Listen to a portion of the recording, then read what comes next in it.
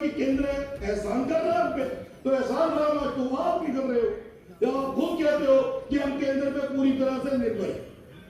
बहुत से पहलू हैं, में भी स्टेट लोग डूबते रहे और बजट में जो चीजें आनी चाहिए थी वो चीजें बिल्कुल भी उन्होंने बजट में लाने का प्रयास नहीं किया।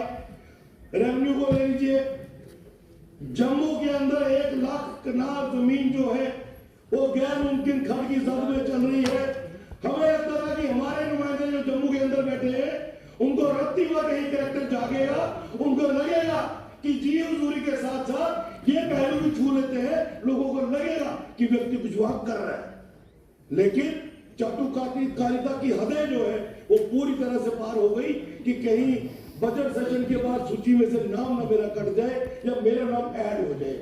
ये मुझे लगता है कि इन कामों के लिए लोगों ने हमें चुन के नहीं भेजा है। कश्मीर के लोगों को कश्मीर की नुमाइंदगी करनी है, वो अपनी लड़ाई लड़े, हम कभी मना नहीं करेंगे। लेकिन अगर हम जम्मू खित्ते से चुन के आए हैं तो हमें जम्मू की लड़ाई लड़नी है, वो मिलकर, जिसमें सरकार को फोकस करना चाहिए था।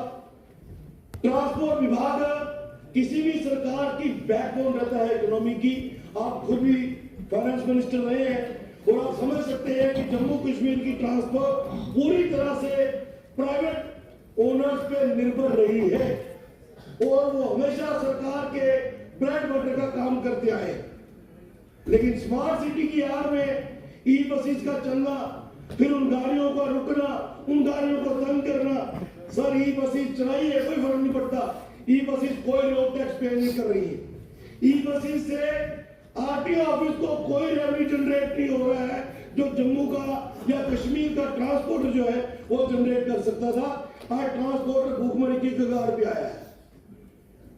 ऑटोमेटिक टेस्टिंग स्टेशन जम्मू में एक बना, सारे लोगों को पता है कि वो कैसे बना।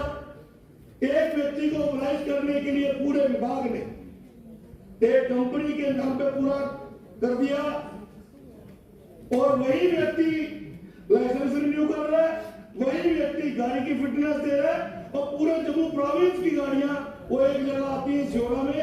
जो काम 1.5-2 घंटे में होना चाहिए था वो 2-2, 3-3 दिन में हो रहा है। एक ट्रांसपोर्टर जो है उसकी जिंदगी आज चरमरा गई है। हमें लगता था कि हमारे ट्रांसपोर्ट मिनिस्टर जो टोपी लगाते हैं, अब उनकी टोपी का कोई असर होना चाहिए कि टोपी कहां लगाई भाई, लेकिन बात की टोपी भैया वो टोपी पहन के उसमें बैठता है, अगर आपको दिखता है तो टोपी पहन के उसमें बैठ गया और वो पूरी तरह से उन्होंने आंखें मिटी हुई है। मुझे लगता है कि सरकार को इन चीजों पे ध्यान देना चाहिए था, बजाय इस बात की वाहवाही उठनी कि हम 200 ई बसें और ला रहे। आप 200 ई बसें और ले आइए, जो जिनके पास अभी 1-2 मेट्रो बस बची है उनके घरों में क्या जहर की पुड़िया देने का मन बनाया है क्या? वो क्या करेंगे ट्रांसपोर्टर? उनके लिए आपने क्या सोचा है? उनको आपने मजबूर कर दिया। हमने एक व्यक्ति को सियोड़ा में आउटसोर्स कर दिया है। आपने गाड़ी रिन्यू करवानी है, फिटनेस रिन्यू करवाना है, लाइसेंस रिन्यू करवाना है, वहां चले जाइए। सर आरटीओ ऑफिस किस लिए होने होते? आज आरटीओ ऑफिस हैंडीकैप हो गए।